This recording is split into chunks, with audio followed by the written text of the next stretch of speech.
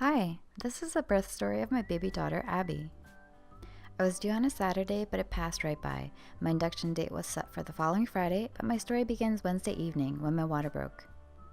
I'd watched so many YouTube videos on labor and delivery that I felt as calm as I could get about this completely new and foreign experience. I'll put the videos I watched in the description link below. I was just so happy thinking my pregnancy would almost be over. Stretch marks, bowling ball belly, and back pain were the highlights of that last month. My husband was really excited, and we were just that stereotypical happy and excited couple anticipating our first child. I called the hospital, took a shower, and we were there around 25 minutes later. We were just chatting away about I don't even remember what.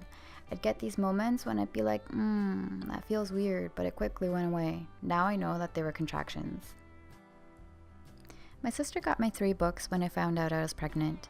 This first one is written by a famous midwife. There are a lot of real life stories here and are all about giving natural birth.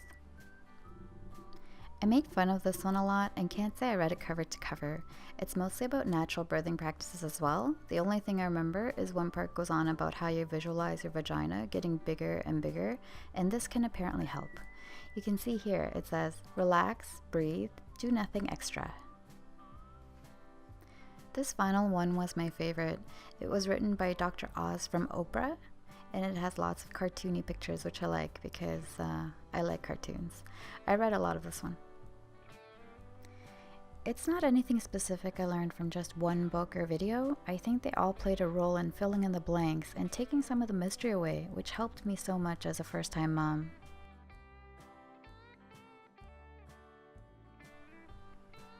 We parked the car, paid for parking, went in through the regular entrance and up the elevator to the delivery floor together. We didn't rush, and I was feeling what I now know were contractions, but they weren't painful, and it just felt like dull pressure that came and went. At the nursing wing, birthing unit, delivery area, whatever, we had to be buzzed in as it was really quiet at that time. Now that I think about it, I wonder why it's locked with double doors. Is it a security thing? I don't like hospitals.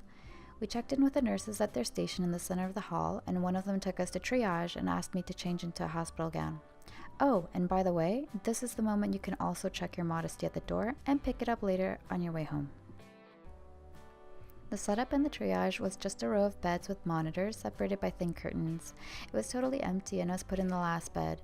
Turns out my own OBGYN was working, so she was the one to check me.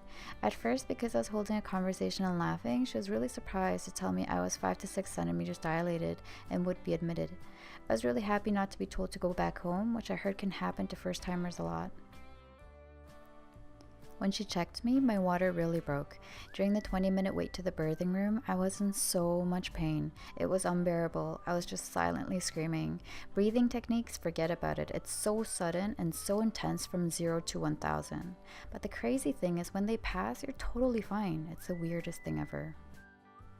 We waited for what seemed like forever. Then we were taken across the hall to the birthing suite.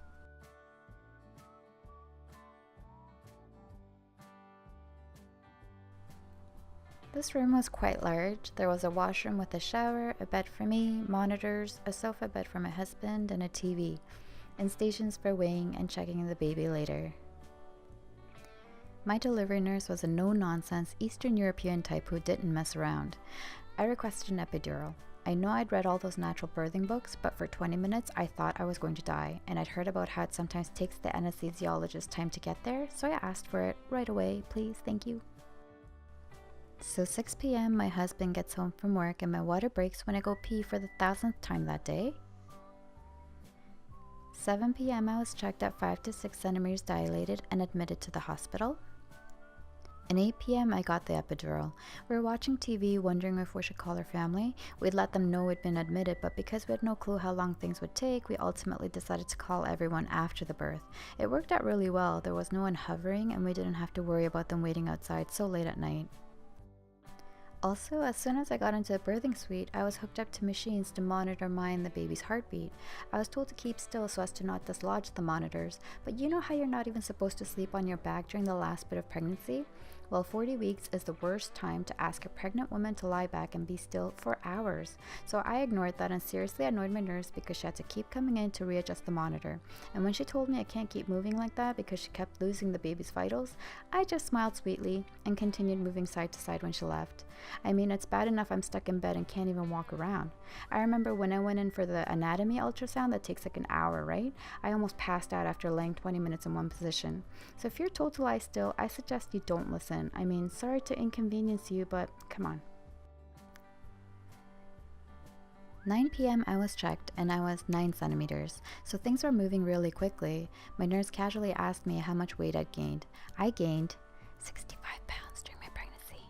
I know, she was so shocked. Oh no, your baby must be huge, and other wonderfully reassuring things. She asked me if my OBGYN had said anything about it, and she hadn't, so I brushed it off like a boss.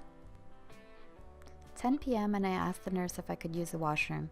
She asked me if I felt pressure, and even now, I'm not sure, but she told me that's the baby, and we began pushing. My husband held my right leg, she held onto my left, and I pushed, contracting my stomach muscles like when you do sit-ups.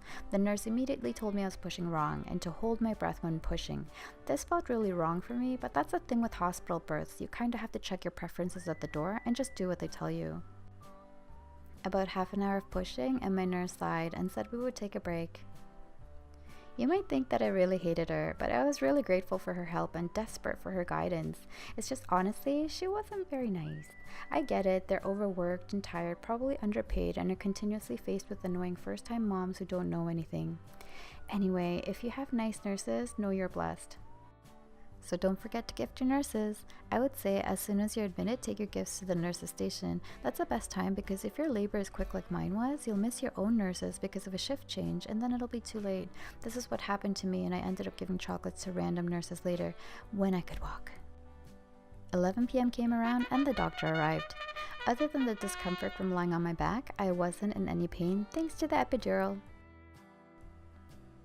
They told me the baby was really low and the head was right there, which is cold comfort as she'd been really low pretty much since I got there. After seeing me push for, 15 minutes or so, the doctor asked me if I wanted assistance and told me he had a vacuum to help.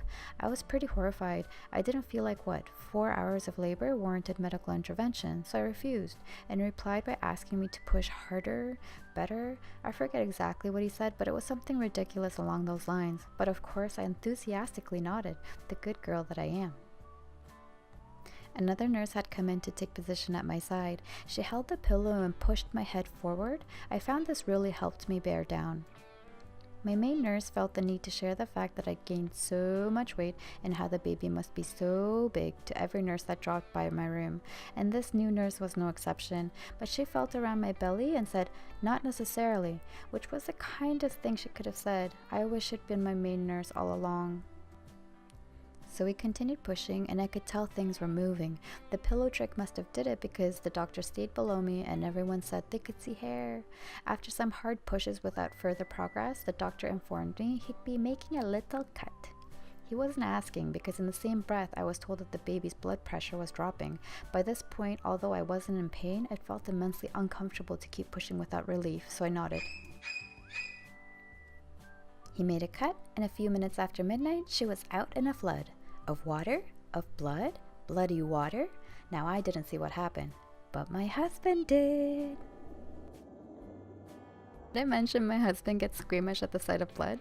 His face was so frozen I thought he was going to pass out. Just then the doctor asked him if he wanted to cut the umbilical cord. I declined for him. I held my breath and this super overdramatic sob broke out of me when I heard my baby cry for the first time. I'm usually not so publicly emotional.